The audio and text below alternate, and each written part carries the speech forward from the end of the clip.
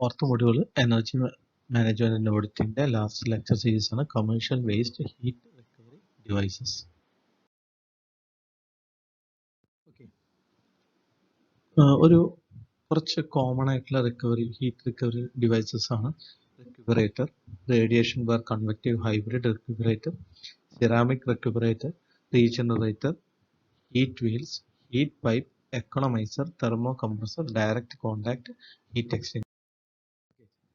In this recuperator, heat exchange takes place between fluid gases and air. The air through metallic or ceramic valves. അപ്പോൾ ഈ example നോക്കിക്കഴിഞ്ഞാൽ inlet from air നമുക്ക് മുകളിൽ നിന്ന് വീഴാനായിട്ട് കാണാം, അതിൽ കൂടെ പാസ് ചെയ്യും. അതിനെ നമ്മൾ എന്ത് ചെയ്യും? പ്രീഹീറ്റ് ചെയ്യും. പ്രീഹീറ്റ് ചെയ്യണം എന്താണെന്ന് വെച്ചാൽ duct or tubes carry the air for combustion to be preheated. The other side contains the waste heat stream. അപ്പോൾ ഇവിടെ ഈ മെറ്റാലിക് ഇത് വെച്ചിട്ട് എന്ത് ചെയ്യും? ഇത് ഹീറ്റ് ചെയ്തിട്ട് പ്രീഹീറ്റഡ് എയർ എന്ത് ചെയ്യും? ഈ വേസ്റ്റ് ഹീറ്റ് സ്ട്രീമിലോട്ട് എന്ത് ചെയ്യും? കടത്തിവിടും. ഓക്കെ, അങ്ങനെ ഹീറ്റ് എക്സ്ചേഞ്ച് നടക്കും. അതായത് ഇവിടുത്തെ മെറ്റാലിക് പ്ലേസ് കാരണം നോർമൽ വരുന്ന എയറിനെ പ്രീഹീറ്റ് ചെയ്യാൻ അത് എന്ത് ചെയ്യും? ഈ റെക്യുപ്പറേറ്റർ വെച്ചിട്ട് യൂസ് ചെയ്യും. അതിന്റെ ഫിഗർ ആണ് തന്നിട്ടുള്ളത്. ഇനി അതിന്റെ ഡിഫറെന്റ് ടൈപ്സ് അടുത്ത സ്ലൈഡിലോട്ട് നമുക്കൊന്ന് നോക്കാം. അതായത് എങ്ങനെയാണ് അതിന്റെ വർക്കിംഗ്. ഇത് ജസ്റ്റ് ഒരു ജനറലൈസ് ആയിട്ടാണ് നമുക്ക് തന്നത്. Next, the simplest configuration for the recuperator is metallic radiation recuperator, which is shown as figure 8.2. It consists of two centric length of metallic tubing. One is inner side which carries gas inlet and the outer side carries air, that is combustion air. Okay. The inner tube carries the hot exhaust gas while the external anodes carries the combustion air from the atmosphere. That means ഈ inner gas carry ചെയ്യുന്നതിന്റെ ചുറ്റുമായിട്ടാണ് എന്തുണ്ടാവുക? ഈ പറയുന്ന combustion air atmosphere ഉണ്ടാവുക. Okay, അപ്പൊ അതാണ് നമ്മൾ air take ചെയ്ത് പിന്നെ മുകളിൽ ഔട്ട്ലെറ്റിൽ കൂടെ അത് ചൂടായിട്ട് കിട്ടും.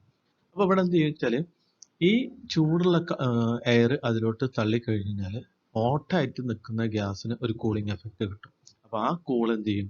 അത് ഹീറ്റ് എക്സ്ചേഞ്ച് ആയിട്ട് എന്ത് ചെയ്യും? ഈ എയറിലോട്ട് മാറും. The hot gases are cooled by the incoming combustion air which now carries additional energy into the combustion. This is the energy which does not have to be supplied by the fuel. ഇത് ശരിക്ക് നമുക്ക് അത് കൂളാക്കാൻ വേണ്ടിയിട്ട് ചൂടുള്ള air ഇതാക്കിയിട്ട് അതിന് വേറെ നമ്മൾ എന്ത് ചെയ്യണ്ട? സപ്ലൈ ചെയ്യേണ്ട ആവശ്യമില്ല. അത് ചൂടാക്കാൻ വേണ്ടിയിട്ട് ഒരു എനർജി സപ്ലൈ ചെയ്യേണ്ട ആവശ്യമില്ല. ഇവിടെ എന്താ ജസ്റ്റ് അതുകൊണ്ട് മാറി വരും. ഓക്കെ, അടുത്ത ടൈപ്പാണ് കൺവെക്റ്റീവ് റെക്യുപ്പറേറ്റർ. അതായത് സെക്കൻഡ് കോമൺ കോൺഫിഗറേഷൻ ആണ്. ഇതിൽ ഈ ട്യൂബ്സ് കാണിച്ചിരിക്കുന്നത് ലെയറൊട്ടേൻ്റെ അവിടെ ട്യൂബ്സ്, അതിൽ കൂടെയാണ് എന്ത് ഈ ഗ്യാസസ് ഹോട്ട് ഗ്യാസസ് അതിന്റെ ചുറ്റും ഒരു ബാഫിൾ ആയിട്ടാണ് നമ്മൾ സെറ്റ് ചെയ്തിട്ടുള്ളത്. അപ്പൊ ഇതിന്റെ ഉള്ളിൽ കൂടെ എയർ കടത്തി വിട്ട് കഴിഞ്ഞാൽ അതിന്റെ ചുറ്റും ആ എയറിലോട്ട് ഹീറ്റ് ട്രാൻസ്ഫർ ചെയ്യും. അതായത് ആ ചൂടായിട്ടുള്ള ഫ്ലൂ ഗ്യാസിന്റെ എയർ ഹീറ്റ് അല്ലെങ്കിൽ ഗ്യാസിന്റെ ഹീറ്റ് എന്ത് ചെയ്യും? എയറിലോട്ട് ട്രാൻസ്ഫർ ചെയ്യും. അതാണ് ഇവിടുത്തെ system. As seen in the figure in 8.3, the hot gases are carried through a number of parallel small diameter tubes, while the incoming air to be heated enters a shell surrounding the tubes and passes over the hot tubes one or more times in a direction normal to their axis. ഇതിൽ ഒന്നോ രണ്ടോ പ്രാവശ്യമായിട്ട് എന്ത് ചെയ്യും? അത് കടത്തിവിടും.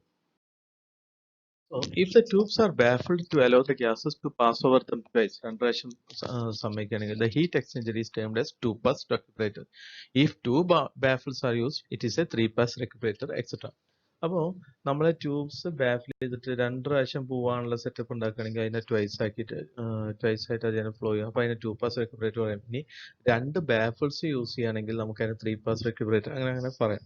Okay, although baffling increase both the cost of the exchanger and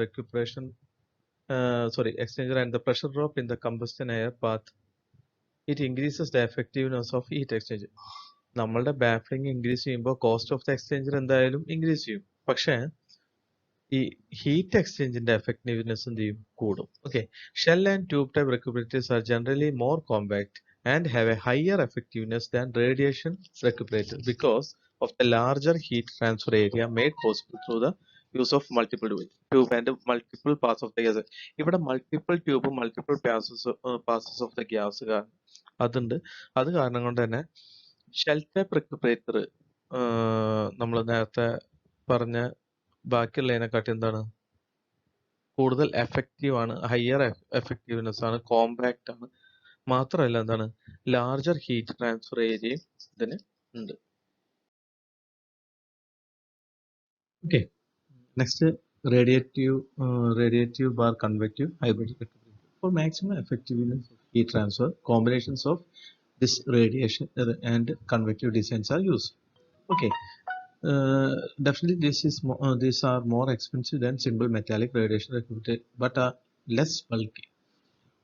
A convective or radiative hybrid recuperator is shown. ഇവിടെ first എന്ത് വെച്ചാൽ റേഡിയേഷൻ സെക്ഷൻ വഴി എന്ത് ചെയ്യും, കോൾഡ് എയർ ഇൻലെറ്റ് വഴി കൊടുക്കും. അപ്പോൾ അവിടുന്ന് ഫ്ലൂ ഗ്യാസ് വരും, എന്നിട്ട് എന്ത് ചെയ്യും കൺവെക്റ്റീവ് സെക്ഷനിലോട്ട് കൊടുക്കും. അപ്പോൾ റേഡിയേഷൻ സെക്ഷൻ കഴിഞ്ഞിട്ടാണ് കൺവെക്റ്റീവ് സെക്ഷനിൽ വരുന്നത്. ഓക്കെ, അപ്പോൾ ഫസ്റ്റ് എയർ ഗ്യാസ് എവിടെ കൂൾ ചെയ്യും, റേഡിയേഷൻ സെക്ഷനിൽ കൂൾ ചെയ്യും. എന്നിട്ട് ആ കൂൾ ചെയ്ത ഗ്യാസ് ആണ് എവിടേക്ക് വരുന്നത്, കൺവെക്റ്റീവ് ടൈപ്പിലോട്ട് വരുന്നത്. അപ്പോൾ ലാസ്റ്റ് മുകളിലോട്ട് പോകുമ്പോൾ എന്തായി, കോൾഡ് വേസ്റ്റ് ഗ്യാസ് ആയിട്ട് മാറും. Next one is ceramic recuperator. The principal limitation on the heat recovery of metal recuperators is the reduced life of the liner at inlet temperature exceeding 1100 degrees Celsius. 1100 degrees Celsius exceed ചെയ്യുമ്പോൾ അതിന്റെ life എന്ത് ചെയ്യും, പെട്ടെന്ന് reduce ചെയ്യും ഇൻലെറ്റിന്റെ. In order to overcome the temperature limitations of metal recuperators, ceramic tube recuperators have been developed. Metal recuperator എന്ന് പറയാം, ceramic tube recuperator എന്ത് ചെയ്തു, ഡെവലപ്പ് ചെയ്തു. Whose material allows operation on the gas side 1550 degrees Celsius and the preheated air side to 815 degrees Celsius on a practical basis. അപ്പോൾ 1100 degrees Celsius നിന്ന് 1550 degrees Celsius വരെ നമുക്ക് എന്ത് ചെയ്യാൻ പറ്റും, ഇത് യൂസ് ചെയ്യാൻ പറ്റും. Early ceramic recuperators were built of tile and joined with furnace cement, and thermal cycling caused cracking of joints and rapid deterioration of the tubes. ആദ്യത്തെ സെറാമിക് റെക്യൂപ്പറേറ്റർ പറഞ്ഞു കഴിഞ്ഞാൽ ടൈലായിട്ട് ഉണ്ടാക്കിയിട്ട് ഫർണസ് സിമെന്റ് ആയിട്ട് തെർമൽ സൈക്ലിംഗ് ചെയ്തിട്ടാണ് ചെയ്തിരുന്നത്. പക്ഷെ ഈ ജോയിൻ വിത്ത് ഫർണസ് സിമെന്റ് ആയിരുന്നു. പക്ഷെ തെർമൽ സൈക്ലിംഗ് ചെയ്ത് തുടങ്ങി നോക്കുമ്പോൾ എന്തായി, ഈ ചൂട് ഇങ്ങനെ വരൽ തുടങ്ങി നോക്കുമ്പോൾ joints ഒക്കെ crack ചെയ്യാൻ തുടങ്ങി. Later developments introduced various kinds of short silicon carbide tubes which can be joined by flexible seals located in the air headers. അപ്പോൾ flexible seals വെച്ചിട്ട് seal ചെയ്യുന്ന രീതിയിലുള്ള ഇത് വന്നു. Earlier design had experienced leakage rate from 8 to 60%. ആദ്യത്തെ ഡിസൈനിൽ 8 to 60% ഉണ്ടായിരുന്നു. The new designs are reported to last 2 years with air preheat temperature as high as 700 degrees Celsius with much lower leakage rate. Leakage rate വളരെ lower ആണ്. Regenerator എന്ന് പറഞ്ഞു കഴിഞ്ഞാൽ നമ്മൾ ഈ ഹോട്ട് ഫ്ലൂയിഡ്സ് ഫ്ലോ ചെയ്യുമ്പോൾ ചുറ്റും എയർ കൊടുത്തിട്ടുണ്ടാവും. ആ എയറിലോട്ട് ഹീറ്റ് ഗെയിൻ ചെയ്തിട്ട് അതിനെ സേവ് ചെയ്യാൻ വേണ്ടിയിട്ട് ചെയ്യുന്ന പരിപാടിയാണ് regenerator. The regeneration is preferable for large capacities, has been very widely used in glass and steel melting furnaces. നമുക്ക് ലാർജ് കപ്പാസിറ്റിയിൽ ചെയ്യാൻ പറ്റുന്നതുകൊണ്ട് നമ്മൾ ഗ്ലാസ് അതുപോലെ സ്റ്റീൽ മെൽറ്റിംഗ് ഫർണസസിലൊക്കെ അത് നമ്മൾ എന്ത് ചെയ്തിട്ട് യൂസ് ചെയ്യുന്നുണ്ട്. The important relation exists between the size of the regenerator. Important relations എന്തൊക്കെ വെച്ചാൽ size of the regenerator, time between reversal, thickness of the brick, conductivity of brick and heat storage ratio of the brick. ഇതൊക്കെ അതിന് important ആയിട്ട് check ചെയ്യേണ്ട കാര്യങ്ങളാണ്. In the regenerator, the time between the reversal is an important aspect. Time reversal ഭയങ്കര important ആയിട്ടുള്ള ഒരു aspect ഉണ്ട്. Long periods would mean higher thermal storage. Long periods means എന്ത് ചെയ്യുന്ന വെച്ചാൽ higher thermal storage ഉണ്ടാവും and hence higher cost. So long periods of reversal result in lower average temperature of preheat and consequently reduced fuel economy. അപ്പോൾ long period of reversal, അതായത് ഈ ചൂടായ air പിന്നെ മെല്ലെ ഇതാവുകയാണെന്നുണ്ടെങ്കിൽ നമുക്ക് ആ പ്രീഹീറ്റ് ചെയ്ത എയർ ആവുകയെന്നുണ്ടെങ്കിൽ നമുക്ക് ഫ്യൂൽ എക്കണോമി കുറവ് മതി. കാരണം ഒരുപാട് നേരം നമുക്ക് ചൂടുള്ള എയർ കിട്ടും. ഓക്കെ, അതാണ് എൻ്റെ ഒരു advantage. Accumulation of dust and slagging on the surfaces reduce efficiency of heat transfer as the furnace become old. Furnace, of course, നമ്മൾ furnace old ആകുമ്പോൾ അതിൻ്റെ ഡസ്റ്റ് ഉണ്ടാവാം, സ്ലാഗിങ്, ഇതൊക്കെ സർഫസസിൽ വരാം. അപ്പോൾ അതൊക്കെ ഓൾഡ് ആവും തോറും വരുംതോറും എഫിഷ്യൻസി എന്ത് ചെയ്യും, റെഡ്യൂസ് ചെയ്യും. Heat losses from the walls of the regenerator and air in leaks during the gas period and out leaks during air period also reduces the heat transfer. Okay. Next is the heat wheels. Heat wheel is finding increasing application. Low to medium temperature waste heat recovery system. ഈ heat wheels ആണ് use ചെയ്യുന്നത്. ആ figure നോക്കി കഴിഞ്ഞാൽ അറിയാം, it's a sizable porous disc fabricated with the material having high heat capacity which rotates between two side by side ducts. മുകളിൽ duct ഉണ്ട്, താഴത്തെ duct ഉണ്ട്. One is a cold duct, gas duct, and another one is a hot gas duct. The axis of the heat disk is located parallel to and on the partition between the two ducts. ഇതിന് രണ്ടിനും parallel ആയിട്ടാണ് വെച്ചിട്ടുള്ളത്. നിങ്ങൾക്ക് നോക്കിയാൽ അറിയാം, അത് രണ്ടിനും parallel ആയിട്ടാണ് ഇരിക്കുന്നത്. Okay. As the disk slowly rotates, ചെയ്യുമ്പോൾ sensible heat is transferred to the disk by the hot air. ഈ disk sensible heat എന്ത് ചെയ്യും, ട്രാൻസ്ഫർ ചെയ്യും. And as the disk rotates from the disk to the cold air. അപ്പോൾ ഈ transferring എന്ത് ചെയ്യും, അങ്ങോട്ടും ഇങ്ങോട്ടും നടത്തും. ഫിഗറിൽ നോക്കി കഴിഞ്ഞാൽ നിങ്ങൾ കാണാം, കോൾഡ് എയർ വരുന്നത് എന്ത് ചെയ്യും, വാം എയർ ആയിട്ട് അങ്ങോട്ട് പോകും. അതേപോലെ ഇവിടുന്ന് വരുന്ന വാം എയർ എന്ത് ചെയ്യും, കോൾഡ് എയർ ആയിട്ട് തിരിച്ചു പോകും. മുകളിൽ കൂടെ കോൾഡ് എയർ വാം എയറിലോട്ട് വന്ന് വാം എയർ കോൾഡ് എയർ ആയിട്ട് തിരിച്ചു പോകും. ഇനി ഇതിന്റെ ഓവറോൾ എഫിഷ്യൻസി എന്ന് പറഞ്ഞു കഴിഞ്ഞാൽ 85% ആണ്. Okay. The heat wheels have built as large as 21 meters in diameter with the air capacity up to 1130 meter cube per minute. A variation of the heat wheel is the rotary generator, where the matrix is in a cylinder rotating across the waste gas and airstream. Across the waste gas ഉം airstream across ആയിട്ട് flow ചെയ്യാനാണ് ഇത് set ചെയ്തിട്ടുള്ളത്. The heat or energy recovery wheels is a rotary gas heat regenerator which can transfer heat from exhaust to incoming gases. Its main area of application is where heat exchange between large masses of air having small temperature. Large masses of air, small temperature difference വേണ്ടോടത്താണ് നമ്മൾ എന്ത് ചെയ്യുന്നത്, ഇത് use ചെയ്യുന്നത്. Heating and ventilation system and recovery of heat from dryer exhaust air are typical application. Heating and ventilation system, recovery of heat from dryer exhaust air are typical applications. Okay, next is heat pipe. Heat pipe can transfer up to 100 times more thermal energy than copper. Copper നമുക്കറിയാം ഒരു well known conductor ആണ്. അതിനെക്കാട്ടി 100 times എന്ത് ചെയ്യാം, heat നമുക്ക് എന്ത് ചെയ്യാൻ പറ്റും, ട്രാൻസ്ഫർ ചെയ്യാൻ പറ്റും heat pipe. So we can say that thermal energy എന്ത് ചെയ്യും വെച്ചാൽ ഇതിന്റെ ഒരു സൈഡിൽ കൂടെ അബ്സോർബ് ചെയ്തിട്ട് അത് എന്ത് ചെയ്യും, അടുത്ത സൈഡിൽ കൂടെ എന്ത് ചെയ്യും, തെർമൽ എനർജിനെ ട്രാൻസ്ഫർ ചെയ്യും. ഓക്കെ, ഇതാണ് ഇതിന്റെ മിനിമം വർക്കിംഗ്. ആദ്യം തെർമൽ എനർജി ഒരു സൈഡിൽ കൂടെ, നിങ്ങൾ ആ ഫിഗർ നോക്കിയാൽ റൈറ്റിൽ മുകളിൽ കൂടെ അല്ലെങ്കിൽ റൈറ്റ് സൈഡിൽ കൂടെ അബ്സോർബ് ചെയ്യും. എന്നിട്ട് എന്ത് ചെയ്യും, താഴത്തെത്തുമ്പോൾ അതിനെ, അല്ലെങ്കിൽ ലെഫ്റ്റ് സൈഡിൽ ലെഫ്റ്റ് എൻഡിൽ എത്തുമ്പോൾ എന്ത് ചെയ്യും, അതിന്റെ തെർമൽ എനർജിനെ പുറത്തേക്ക് എക്സ്ട്രാക്ട് ചെയ്യും. ഇതാണ് ഈ പൈപ്പിന്റെ അവസ്ഥ. ഓക്കെ, അതിന്റെ working. The heat pipe contains 3 elements, comprises 3 elements. ഒന്ന് സീൽഡ് കണ്ടെയ്നർ, രണ്ടാമത്തെ എ കാപ്പിലറി സ്ട്രക്ചർ, ഒരു കാപ്പിലറി ബിഗ് സ്ട്രക്ചർ ഉണ്ട്, എ വർക്കിംഗ് ഫ്ലൂയിഡ് ഉണ്ട്. ഇതാണ് 3 കാര്യങ്ങൾ. ഈ 3 കാര്യങ്ങൾ വെച്ചിട്ടാണ് ഇത് ചെയ്യുന്നത്.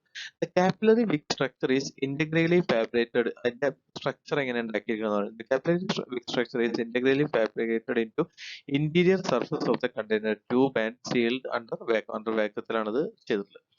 The thermal energy applied to the external surface of the heat pipe is in equilibrium with its own vapor as the container tube is sealed under vacuum. Container tube vacuumത്തിൽ seal ചെയ്തുകൊണ്ട് thermal energy applied to the external surface എന്ത് ചെയ്യും, vapor ആക്കി മാറ്റും. The thermal energy applied to the external surface of the heat pipe causes the working fluid near the surface of the evaporated condensate. അപ്പൊ അത് അവിടെ ഒരു evaporated area ആയിട്ടാണ് നമ്മൾ റൈറ്റ് സൈഡിൽ പറയുന്നത്. അപ്പൊ അവിടെ എന്ത് ചെയ്യും വെച്ചാല് ആ ഹീറ്റ് ആയിട്ടുള്ള വരുന്നതിനെ എന്ത് ചെയ്യും, വേപ്പർ കണ്ടന്റ് ആക്കിയിട്ട് എന്ത് ചെയ്യും, മാറ്റും. The vapor thus formed absorbs the latent heat of vaporization and this part of the heat pipe becomes an evaporated region. അപ്പോൾ ആ വേപ്പർ അബ്സോർബ് ചെയ്യും നമ്മുടെ റൈറ്റ് സൈഡിൽ ആ പോർഷനാണ് നമ്മൾ എന്ത് ഇവാപറേറ്റഡ് റീജിയൻ എന്ന് പറയുന്നത്. എന്നിട്ട് എന്ത് ചെയ്യും ഈ വേപ്പർ ലെഫ്റ്റ് സൈഡിലോട്ട് എന്ത് ചെയ്യും മൂവ് ചെയ്യും. The vapor then travels to the other end pipe where the thermal energy is removed. അപ്പോൾ ലെഫ്റ്റ് സൈഡിലാണ് ആ തെർമൽ എനർജി റിമൂവ് ചെയ്യുന്നത്. അപ്പോൾ വേപ്പർ അതിനെ മൂവ് ചെയ്യിക്കുമ്പോൾ അതിലത്തെ liquid content എന്ത് ചെയ്യും the vapor then travels to the other end pipe and where the thermal energy is removed causing the vapor to condensate into liquid again. അപ്പോൾ other എൻഡിലോട്ട് ചൂടുള്ള എൻഡിലോട്ട് എത്തുമ്പോൾ എന്ത് ചെയ്യും കണ്ടൻസേറ്റ് ചെയ്യും എന്നിട്ട് വീണ്ടും ലിക്വിഡ് ആവും thereby giving up the latent heat of the condensation. Okay. This part of the heat pipe works as a condenser region. അപ്പോൾ ലെഫ്റ്റ് സൈഡിൽ കൂടെ ഹീറ്റ് പുറത്തോട്ട് തള്ളും. അപ്പോൾ അവിടെ പിന്നെ ബാക്കി ഉണ്ടാവുന്നത് ലിക്വിഡ് ആയിരിക്കും. That condensed liquid then flows back to the evaporated region. Next വന്ന് എക്കണമൈസർ.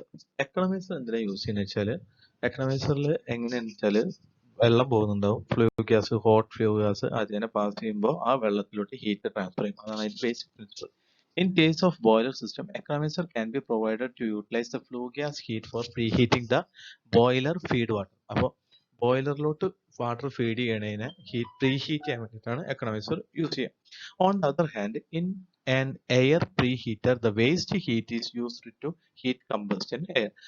നമ്മൾ മറ്റേ എയർ പ്രീഹീറ്ററിൽ ശരിക്കും എന്ത് ചെയ്തതെന്ന് വെച്ചാൽ എയറിനെ പ്രീഹീറ്റ് ചെയ്യാനായിരുന്നു അവിടെ വേസ്റ്റ് ഹീറ്റിൽ നിന്ന് നമ്മൾ കമ്പസ്റ്റൻ എയർ ഉണ്ടാക്കാനാണ് അവിടെ യൂസ് ചെയ്തിരുന്നത്. അപ്പൊ അവിടെ എന്ത് ചെയ്യുക വെച്ചാൽ ആ വേസ്റ്റ് ഹീറ്റിനെ വേസ്റ്റ് ഹീറ്റ് എന്ത് ചെയ്യും വെച്ചാൽ യൂസ്ഫുൾ ഹീറ്റ് ആയിട്ട് കമ്പസ്റ്റൻ എയറിലോട്ട് മാറുകയും ചെയ്യും.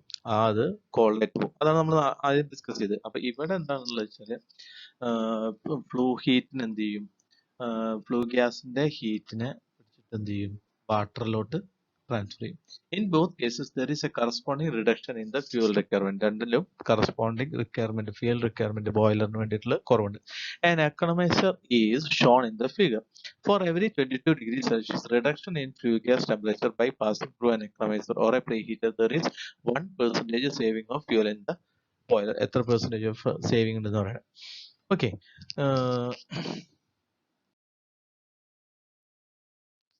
Okay, in many next thermocompressor, in many cases, very low pressure steam are reused as water after condensation for lack of any better option of reuse. In many cases, it becomes feasible to compress this low pressure steam by very high pressure steam and reuse it as a medium pressure steam. അപ്പോൾ high pressure steam നമുക്ക് എന്ത് ചെയ്യാം medium pressure steamലോട്ട് നമുക്ക് reuse ചെയ്യാൻ പറ്റുന്ന രീതിയിൽ നമുക്ക് convert ചെയ്യാൻ പറ്റും. അതാണ് ഈ തെർമോ കംപ്രസർ ചെയ്യുന്നത്. The major energy in steam is in its latent heat value. Major energy അതിന്റെ latent heat value ആണ്. And thus thermocompressing would give a large improvement in waste heat recovery. അപ്പോൾ thermocompressing കാരണം കൊണ്ട് എന്ത് ചെയ്യും large waste heat recovery അവിടെ സംഭവിക്കും. The thermocompressor is a simple equipment with a nozzle where high pressure steam is extracted into a high velocity fluid. അപ്പോൾ ഇവിടെ വരുന്ന high pressure steam എന്ത് ചെയ്യും high velocity fluid ആയിട്ട് മാറ്റും. This entrains the low pressure steam by momentum transfer and then recompresses in a divergent vector. അപ്പോൾ അത് എന്ത് ചെയ്യും വെച്ചാൽ റീകംപ്രസ് ചെയ്യും ലോ പ്രഷർ. ഓക്കെ. അങ്ങനെ നമ്മൾ ആ ഡിസ്ചാർജ് ചെയ്യുന്ന മീഡിയം പ്രഷർ സ്റ്റീമിനെ നമ്മൾ എന്ത് ചെയ്യും ഫർദർ പർപ്പസസിന് വേണ്ടിയിട്ട് നമ്മൾ എന്ത് ചെയ്യും യൂസ് ചെയ്യും. Next is shell and tube exchanger. When the medium containing waste heat is a liquid, waste heat in the medium liquid or a vapor which heats another liquid.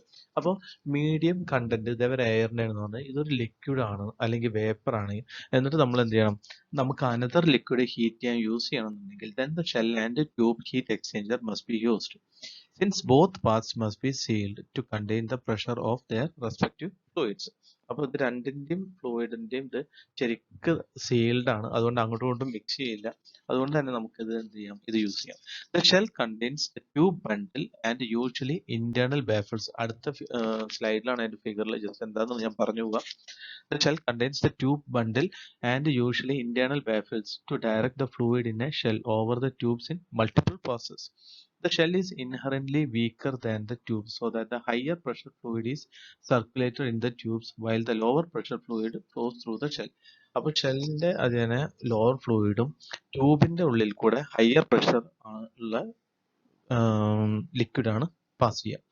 When a vapor contains the waste heat, it usually condenses, giving up its latent heat to the liquid being heated. In this application, the vapor is almost invariably contained within the shell. Vapor എപ്പോഴും ഈ ഷെല്ലിന്റെ ഉള്ളിൽ തന്നെ ഉണ്ടാവും. If the reverse is attempted, the condensation of vapors within the small diameter parallel tubes cause the flow instability. നേരെ opposite ആണെങ്കിൽ അവിടുത്തെ instability ആയിരിക്കും ഫ്ലോ ഉണ്ടാവും.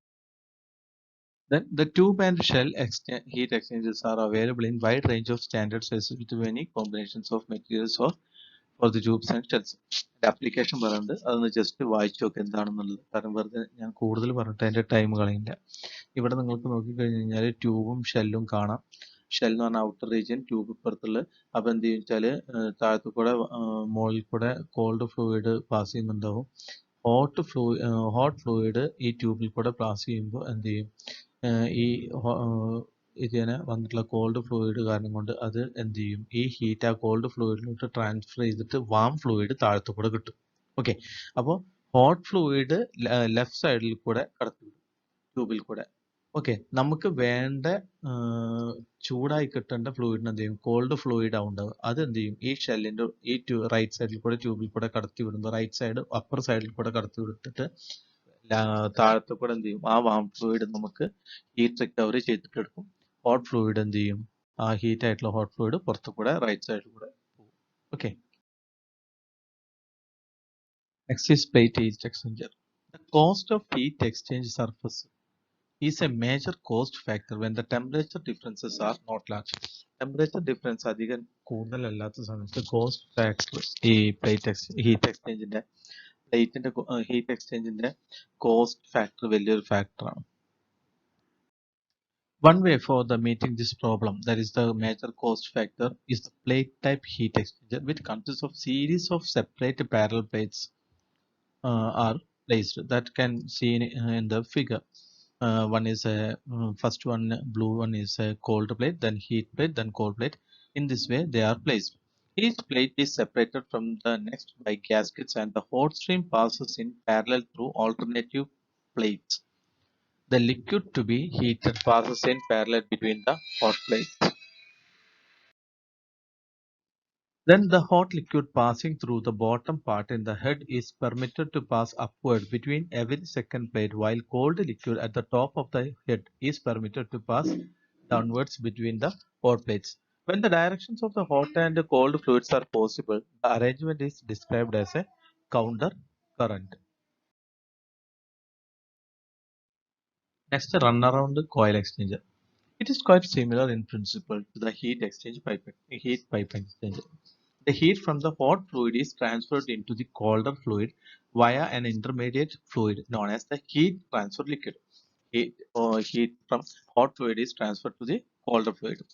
One coil of this closed loop is installed in the hot stream while the other is in the cold stream. Circulation of this fluid is maintained by means of circulating pumps. So the passing of this hot fluid to the hot to colder fluid is done by the pump. It is more useful when the hot and cold fluids are located far away from each other and are not easily accessible. ഇപ്പോൾ നമുക്ക് hot and കുറെ far ആയിട്ടുള്ള സ്ഥലത്താണെങ്കിൽ നമുക്ക് എന്ത് ചെയ്യാൻ പറ്റും, ഇത് use ചെയ്യാൻ പറ്റും. Typical industrial applications are heat recovery from ventilation, air conditioning and low temperature heat recovery. Next, waste heat boilers. Waste heat boilers are ordinarily water tube boilers in which the hot exhaust gases from gas turbines, incinerators, etc. pass over several parallel tubes containing water. അപ്പോൾ several parallel tubes ആയിട്ടുള്ള സ്ഥലത്ത് കൂടെ ഇപ്പോൾ നിങ്ങൾ ഈ figure നോക്കി കഴിഞ്ഞാൽ കുറെ ട്യൂബ് പ്രൊവൈഡ് ചെയ്തിട്ടുണ്ട്. അപ്പോൾ ഹോട്ട് വീൽ ഗ്യാസ് എന്ത് ചെയ്യും, ഹോട്ട് വേസ്റ്റ് ഗ്യാസ് എന്ത് ചെയ്യും, ഇതിനെ പാസ് ചെയ്യും. എന്നിട്ട് അപ്പോൾ ഈ ട്യൂബിന്റെ ഉള്ളിലുള്ള വെള്ളം കോൾഡ് ആയിരിക്കും, അത് എന്ത് ചെയ്യും, പിന്നെ ആ കോൾഡ് വാട്ടറിനെ ഹീറ്റ് ആയിട്ട് ട്രാൻസ്ഫർ ചെയ്തിട്ട് ഈ warm waste water waste gas എന്ത് ചെയ്യും പുറത്തേക്ക് പോകും. ഈ സ്റ്റീം എന്ത് ചെയ്യും, ഇതിൽ വരുന്ന ഫീഡ് വാട്ടർ സ്റ്റീം ആയിട്ട് എന്ത് ചെയ്യും പുറത്തേക്ക് നമുക്ക് എടുക്കാൻ പറ്റും. അങ്ങനെയാണ് ഇതിന്റെ വർക്കിംഗ് നടക്കുന്നത്. The water is vaporized in the tubes and collected in a steam drum from which it is drawn off or used for heating or processing steam. അപ്പൊ ഇവിടുന്ന് വരുന്നത് ഇവിടെ ഹീറ്റ് ആയിട്ട് സ്റ്റീം ആയിട്ട് കളക്ട് ചെയ്തിട്ട് എന്ത് ചെയ്യും, നമുക്ക് സ്റ്റീം പ്രോസസ്സ് നമ്മളുടെ എന്തെങ്കിലും പർപ്പസിന് വേണ്ടിയിട്ട് നമുക്ക് എന്ത് ചെയ്യാം, ഇവിടുന്ന് പുറത്ത് എടുക്കാം. അതാണ് ഇതിന്റെ വർക്കിംഗ്.